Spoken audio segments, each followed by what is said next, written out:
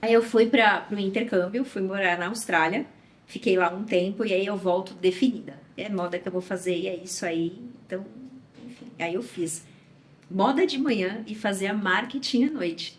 E aí eu Loucura. tava assim, daí comecei depois a trabalhar com moda, né? É, com styling, com figurino, enfim, com banda, com, com catálogo de moda, enfim. E aí fui trabalhar numa loja de departamento super grande, na época que veio para o Brasil. E ali eu aprendi muito e me deram uma oportunidade de promoção. E foi quando eu vi que eu estava trabalhando muito, né? E estava perdendo um pouco do que para mim era o valor, que era essa questão da família, dos amigos, de servir a própria comunidade. Então, assim, meus amigos estavam tendo aniversário e eu estava trabalhando. Beleza, era uma fase da vida, mas eu acho que chegou um ponto, por meio dessa promoção, eu pensei, será que é isso que eu quero? Porque eu comecei a ter contato muito de perto com as minhas sombras também. E aí eu comecei a ver algumas habilidades pro lado negativo e ter muito contato com isso que eu não estava gostando, né? Então, assim, manipulação, você acabar colocando as pessoas embaixo de você, e sabe assim, uma coisa que eu estava me descaracterizando e é tudo muito sutil. E nessa promoção, sabe quando você sente assim, um estalar de dedo assim, no seu ouvido aí? Presta atenção. Isso aqui é importante, né? E aí, nesse mesmo ínter, eu recebi uma proposta para trabalhar de uma organização social que era a fundação da igreja a qual eu fazia parte, né? Para cuidar de toda a parte de comunicação e de voluntariado. Então, eles queriam uma pessoa para coordenar toda essa parte, né? Trazer novos projetos, trabalhar essa parte de comunicação. Eu falei, bom, eu vou. Fui para lá e aí lá eu comecei a conhecer todos os projetos sociais, né?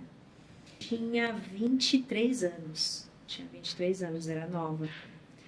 E aí lá tinha um dos projetos sociais que chamava Comunate, que era uma ateliê de costura com idosas. E aí essas idosas faziam produtos de ONG. E a igreja em si fazia um trabalho de capelania dentro das unidades prisionais. E por curiosidade eu quis pisar na penitenciária pela primeira vez e conhecer o trabalho que era feito. E quando eu entrei pela primeira vez, em 2012, dentro de uma unidade prisional, eu já tinha entrado na Fundação Casa, mas no sistema penitenciário feminino mesmo, eu nunca tinha entrado. Só algumas ações voluntárias dentro da Fundação Casa, tanto feminina quanto masculina. E pela primeira vez eu pisei numa penitenciária mesmo, regime fechado, em 2012. E ali me chocou muito essa questão de não ter cor. As paredes brancas, as grades cinza, o uniforme calça bege, camiseta branca e aquela coisa assim, tô reclusa da sociedade, mas perco totalmente a minha identidade, quem eu sou, porque a gente não tem noção o quanto assim, é expressivo. A gente usa e usufrui da nossa liberdade quando a gente vai escolher uma blusa dessa para eu vestir durante o dia de hoje, você com essa camiseta Sim. branca, preta, enfim, a gente tem essa liberdade, né, de se expressar no mundo. Eu acho que a moda, de fato, ela é isso, né? É uma Sim. expressão de liberdade, é um ato político, é comunicação, é uma série de coisas, e ali eu não vi isso. E aquilo me chocou, né? Me chocou muito. Eu falei, caramba, se eu tivesse aqui, como isso é difícil, né? Às vezes passa 5, 10 anos e eu não eu perder isso, né?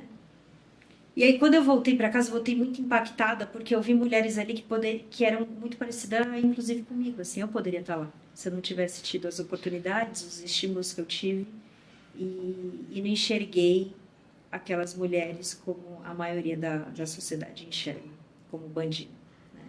Eu enxerguei como gente, como pessoa mesmo, e eu vi que por trás de toda presa e de todo preso tem uma história. E, e aquilo me chocou. E eu voltei com aquilo na minha cabeça. Eu falei, caramba, o que eu quero fazer? Né? E eu tive uma ideia do nada de criar um desfile de moda e fazer dentro de uma unidade prisional. Para aquelas mulheres terem um dia de liberdade, de poder escolher o que elas querem vestir. Né? E aí eu peguei aquele projeto com aquelas idosas que só faziam produtos simples e nunca tinham feito roupa.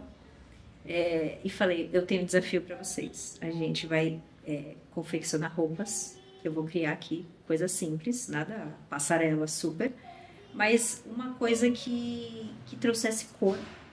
Detalhe, a gente não tinha tecido para isso. A gente recebeu uma demanda de doação de tecido que era tudo tecido decorativo. O que são tecidos decorativos? Para fazer cortina, encapar sofá, fazer lençol. Eram coisas que assim não era para esse fim. E aí a gente foi criando com isso e fiz e realizei esse desfile nessa unidade prisional em 2012 mesmo. Foram questões de uns 7 meses.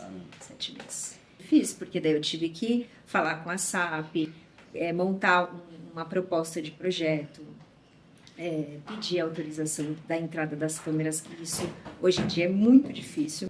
E na época também era. Enfim, então assim, foi uma parte bem burocrática, mas sempre quando a gente tem um CNPJ de uma organização social por trás, as coisas ficam mais fáceis, né? Até porque a própria igreja tinha um bom nome dentro da unidade, então já tinha uma história de credibilidade. E aí, ali, naquele dia do desfile, 17 mulheres participaram desse desfile e elas desfilaram no meio do pavilhão para as outras presas, né? E aí, nesse dia, eu movimentei também outros voluntários para fazer cachorro-quente, paçoca e Coca-Cola. Era isso. Assim, daí todo mundo comeu junto, foi assim, foi um dia que mudou a minha vida, né? Mudou mesmo a minha vida, porque ali eu vi, caramba, a minha vocação tá aqui, né? Que eu vi, assim, o meu talento misturado com o que eu preciso fazer. E aí ali, esse bichinho me picou, sabe? Eu falei, caramba, isso daqui me move a estar viva,